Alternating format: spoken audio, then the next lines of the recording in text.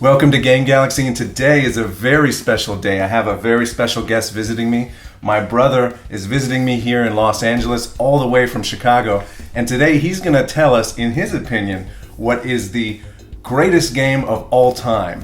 But before we do that, Jeff is not much of a video game player these days, but he did play a lot of certain games growing up. So why don't you tell us about games that you really loved from back in the day? So games I really love from back in the day, mostly I was into like two-player games. My number one game growing up that I was a beast at was NBA Jam 2 on Sega. I beat that game on extra hard. No one can mess with me, including Jamie and his friend Keith. I think we could get him now, though. So they might be able to get me now because I haven't played in years, and they actually did in the arcade the other day. The thing about that, I actually bought the multi-tap for the Sega Genesis, where you got the 4 controller boards, so me and my friend Keith could fight against Jeff in NBA Jam, and he still killed us. But yeah, that's a side story. We could go further in the story, but it's not pertinent to why we're here today. So there was that, games like Battletoads, Altered Beast, Sonic the Hedgehog, of course. I think 2 was my favorite. And then I got into a few role-playing games like Might and Magic series, but that was all on computer, I believe. Might and Magic 6. Might and Magic 6 was the game. I never really got into Final Fantasies, but yeah, that's pretty much it. It was very limited, but the things I got into, I really did. But as I grew older, I was more into sports, and that's where I was a different child. I wasn't as into video games as my brothers, but I still like, when I play them, I get into them. But yeah, I'm out here from Chicago, and his friend Keith is out here, who I was just talking about as well. And they're like, well, let's go out. There's a video game. There's an arcade / bar, and I'm like, beer and video games, cool. So we went out, and I got in a little kid mode again. I was happy. And this is all classic games from like the 80s and stuff. So. Yeah, so we were playing, and then I had a realization when I was here. I was like, Jamie, you got your YouTube channel. I just had an epiphany. I was sitting there, I'm playing Frogger, and I was like, this is the greatest game ever created. Frogger! Because anyone can enjoy it. Now follow me, because y'all might be like scratching your heads a little bit like, is he for real right now? The concept is simple. You have a frog, you're a frog, you gotta get across the street, and then you gotta put the things in the holes, whatever that. Get the frogs to their homes. Yeah, you gotta get the frogs to their homes. Yes. It's very simple. Anyone can get into it, and you have to dodge things, and there's an identification process that goes along with it. Like, I live in the city of Chicago. It's very identifiable to me. I have to cross streets as a person. I'm like the frog. I gotta cross streets. You got cars coming, you got food trucks coming, you got people on bikes not even following stop signs, you never know, you might have dogs, you might have gangsters shooting down the street, you never know. It's Chicago. I mean, I assume it's similar here in LA. I mean, LA's even bigger than Chicago, so I think this is the first time I've ever heard life philosophy put to Frogger. Yes. So like I said, it's a very simple concept, but anyone get into it. The one critique I have is I feel like the concept, I guess is what I'm talking about, is the best concept for a video game ever. But they dropped the ball in terms of the application of it. Like, you got the one scene in Frogger, you got the road, and then you got to jump through the turtles and the water. They could have put a cityscape for one level. They could have had different levels, kind of like Sonic the Hedgehog. We have Marble Land or whatever. I'm not a video game. Marble Zone, you're right. Marble Zone. Marble Zone, and so they could have done different. They could have had they could have had like a Wild Country Dust Bowl with cowboys and stuff. So you wanted to see different backdrops. Yeah, they could have taken the concept and expanded it. They could have had different games. You know, to be honest, I'm not a Frogger connoisseur, and I know beyond what we're going to show today, which is the arcade one. They may have had other versions. I don't know. I know there was a 3D one for PlayStation. If there is, people please tell us in the comments if this exists in Frogger, and maybe we'll get him a copy. But the basic point is I had a lot of fun playing Frogger. It brought back childhood memories. I played it on Atari, but I believe it was for Coleco, because my friend had Coleco, and I think we played it on that as well. Okay. ColecoVision. But either way, I played it on multiple systems growing up, and it was just as fun. And it's a simple concept, but it's harder than it seems. So I was having some trouble, and I kept wasting quarters. I'm like, man, this is Yeah. and part of it is that I'm used to way more defined graphics these days because the movements are very much more coarse due to it being 8-bit or whatever. So that was part of like the timing, but you really have to get the timing right for those graphics. But that's part of what makes it hard and cool. So I thought of what would be fun is if we do a little playing of Frogger here while Jeff is gonna play someone who's not. I don't know if it'll be humorous. I keep laughing, but we're gonna play Frogger and see how Jeff does. All right, let's go take a look. So we're going to be playing Frogger on the Sega Genesis. We got that Sega. And the reason being is the Sega Genesis version is almost an identical port of the original arcade. And just a brief little history, Frogger was released in 1981 by Konami. Rest in peace, Konami. I'm sure we've all heard the news about, or the rumor rather, about them no longer doing AAA games. That is very sad, and this is a testament to all of their great gaming past, and they may be a thing of the past now. But without any ado, let's get started, Jeff. There you go. One player.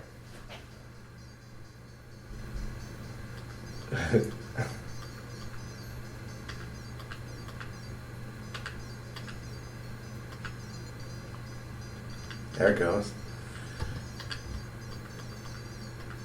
Now, obviously, there isn't much to say about Frogger. I'm not going to sit here and give you an in-depth review of graphics and sound and all that, but it is, like he said, a simple concept of you just got to cross the street. Most people can play it, and first level is obviously simple, but I know this thing. Get that. That's getting yourself a honey. Oh, what? Oh, my bad, dude. I killed you. You kill me. How dare you kill me? I thought it was a good frog. Sometimes you can get like a lady frog on your back and go home with a woman. And then, if you eat an insect, but you just kill me. Thanks, bro. I'm sorry. He just Cain enabled me. Killing your own brother, and I just committed suicide. Well, I'm gonna get it this time. You got 2 frogs left. Can he do the first level? That's the question. Oh, that was the stupid turtle. See, it's harder than it looks. Of course, you're probably out laughing at me because this is easy. But, you win some, you lose some. We don't like those turtles. Oh. I ain't going on that turtle. I'm getting the last one over here. You're chilling. So, before you talked about, you see a lot of everyday life in this. Now, is that a good frog or a bad frog? I can't tell. It's a bad one. That's a bad one. What's a good frog? We don't know. Ooh. It's much easier on a controller. Yes. No, I feel that too. And maybe this is because I am too young to have... I spent time in arcades. I love arcades, but I don't like arcade sticks that much. I don't like them for fighting games, particularly Street Fighter 2. That last one. Oh, we got one more chance to see if he can get across. But yeah, like I tried challenging somebody at that arcade downtown in Street Fighter 2, and I got really close to beating him, but I can't do the semicircle moves on an arcade stick. I'm too used to D-pads on controllers. And this was hard. And I feel like some of those arcade machines get yanked around so much, so they're not. Got that first level. So Jeff, I'd like to hear some more philosophy of Frogger here. It's just a very basic thing of it's simple. There's hazards of life right here. And do you have the will to get through it? That's some deep stuff, man. Do you have the will to get through the hazards of life? We got logs coming, like alligators. There's snakes. There's alligators. People that come and eat your life away. That's true. You just got ignorant people coming through fast. You got things that look pretty but then are poisonous. That's true. I see. And you're just a frog trying to get through. See, I'm not gonna. That was a bad frog, huh? Maybe you jumped in the water, but it killed you, huh? I don't want to risk it because you're on your last life. But I swear that was a good frog.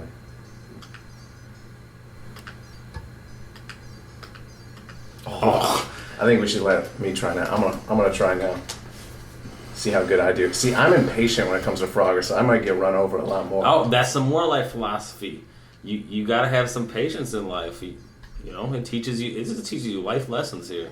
See, look at me. I just want to. You're not gonna get where you want to go if you don't have patience. Sometimes, patience and dedication. Taught to you by Frogger. And how to maneuver. So, like I said, I have not froggered. I have not followed Frogger much in my life. What other versions are there? And is that PlayStation one a 3D Frogger? Are they good? I think I heard it was horrible, but I never played it either, so I don't That's want what to I mean. So you guys, if anybody's a Frogger connoisseur, I keep using that word, let us know, man. What version of Frogger should we be playing? All right, see, I'm going to try to get this dude. See, I got her. I just jumped in the water. You must, okay. I thought it was a good at frog. Yeah, we're going to go make some sweet frog love tonight, baby. Hopefully the menace don't pop up over there. You got it. Oh, yeah, look at me. That frog is getting some. Yeah, you find love in Frogger. He just found love. This is they put life in this. This is real life. Sometimes you got to take the risk and jump on and go get that one. She jumped up on it. It's like real life. It's like real life, baby. All right, where's my frogs? Okay. She liked that froggy back. There's a froggy style. Yeah, she likes it froggy style. Yep. Mm-hmm. What's that old Ludacris song? Doggy and frog. Oh, shiesty. Yep. Ludacris killed you. Yeah. Doggy and froggy style. You know what I'm talking about? Yeah, I know exactly what you're talking about. I know me some Ludacris. Hopped on. There he goes again. He getting the ladies. We got the chick magnet here. That's right. Also true to life, I might say.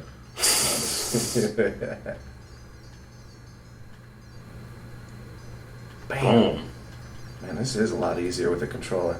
I'm telling you, I'm gonna show you all. See, you jumped in the log after the woman. That's also a life lesson that you took the woman down with you. You can screw yourself by thinking you need a woman for your happiness and your goals. They might have that hurt. Exactly, man. It might mess you up from your goal.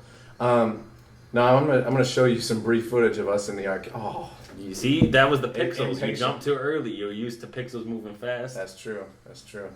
You gotta get the timing right because the graphics. But I'll try to put on screen for you some brief arcade footage we have of us in the arcade, and I think Jeff's the one playing. Yeah, I was way worse in the arcade. It's better with the controller. Oh, sick. Ooh, you have a little close call there. Get your lady. Ooh, I got her. Hop on, baby. Oh, this is dangerous. I gotta go back. Sometimes you gotta go back to go forward. Oh. Yeah, you would have had to. You just had to. Yeah, that's always the hardest one, man. The edges. But that. Well, that first edge, especially because that first bro is always going right. But that's true. Look, I was not to get super personal, but I was out here in Los Angeles trying to, get myself more established in just with work and.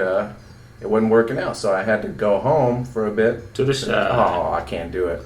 To kind of. But it was gonna make you die, so you had to move back. Yes. Yes. All right.